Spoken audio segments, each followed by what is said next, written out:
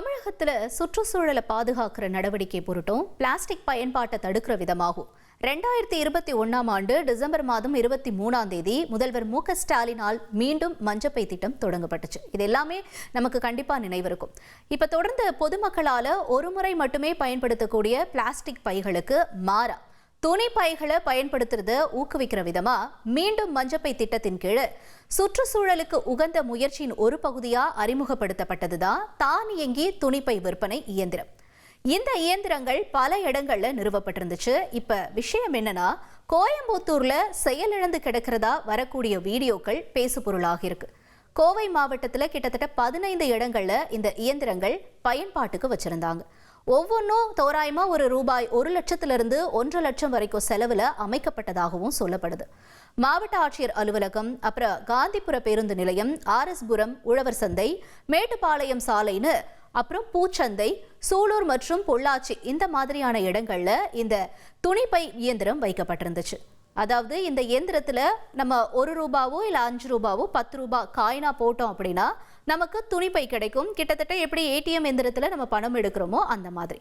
ஆனா இப்ப இந்த எந்திரத்துல காயின் போட்டா திரும்பி காயின் தான் வருது, எந்த துணிப்பையும் வரல அப்படிங்கிற ஒரு குற்றச்சாட்டும் இருக்கு. இயந்திரம் செயல்பாட்டுல இல்ல அப்படிங்கிறது தான் இப்ப தெளிவாகுது. இந்த இயந்திரத்தினுடைய கொள்ளளவு 250 500 பைகள் வரைக்கும் இருக்கும் அப்படின்னு சொல்றாங்க. இந்த இயந்திரங்கள்ல பெரும்பாலானது இப்ப செயல்படாமலே கைவிடப்பட்டு இருக்குன்னு பொதுமக்கள் தரப்புல குற்றச்சாட்டு வைக்கப்படுது.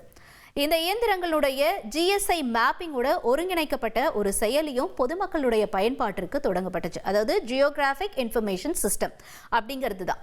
ஆனா இதனுடைய இருப்பு குறித்து பொதுமக்களுக்கு விழிப்புணர்வு சரியா இல்லைன்னு சொல்றாங்க.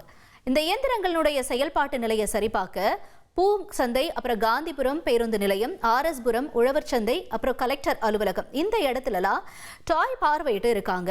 கலெக்டர் அலுவலக வளாகத்தில் இருக்கிற எந்திரத்திலையும் சில பைகள் மட்டும்தான் இருந்திருக்கு.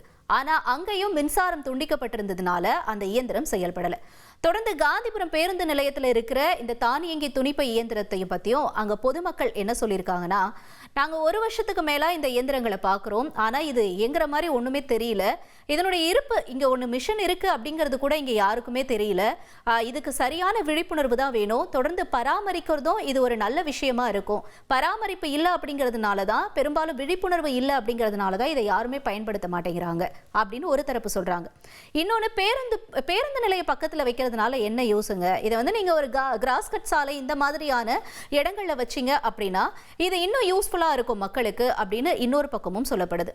இது பிளாஸ்டிக் கவர்களுக்கு பதிலா துணி பைகளை தேர்வு செய்ய மக்களை ஊக்குவிக்கும் அப்படின்னும் பேருந்து நிலையத்தில் இருக்கிறவங்க அங்க சொல்றாங்க.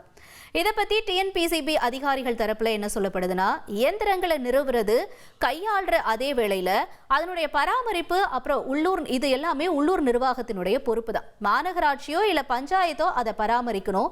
பொதுமக்களுடைய புகார்கள் அடிப்படையில நாங்க நிலைய சரி செய்ய ஆய்வு செய்யறோம் அப்படின்னும் சொல்லியிருக்காங்க. இன்னொரு பக்கம், என்னதான் பிளாஸ்டிக் பயன்பாடு கூடாது அப்படின்னு சொன்னாலும் நம்ம இன்னமும் பிளாஸ்டிக் பயன்பாடு பொதுமக்கள் மத்தியில இருந்துகிட்டு தான் வருது. இப்ப இந்த நிலையில பொதுமக்கள் பயன்பாட்டுக்காக அரசு தரப்புல வைக்கப்படுற இந்த மாதிரியான இயந்திரங்களுடைய செயல்பாடும் இல்லாம போறது மக்கள் மத்தியில கேள்வியை எழுப்பியிருக்கு. தகுந்த நடவடிக்கை எடுத்து மக்களை துணிப்பை உபயோகிக்கிற விழிப்புணர்வை அரசு இன்னும் தீவிரப்படுத்தணும் அப்படின்னு சமூக ஆர்வலர்களும் இன்னொரு பக்கம் கோரிக்கை வைக்கிறாங்க. இது தொடர்பா அதிகாரிகள் தரப்புல கேட்டப்ப இன்னும் 2 நாள்ல இதுக்கான நடவடிக்கை எடுக்கப்பட்டு சரி செய்யப்படும் அப்படின்னும் சொல்லப்படுது. ட்ரெண்ட ஃப்ரெண்ட் ஆக்கிக்கோங்க. தந்தி டிவியின் சப்ஸ்கிரைபர்ஸ் அண்ட் ஃபாலோவர்ஸ் குடும்பத்துல நீங்களும் இணையுங்க.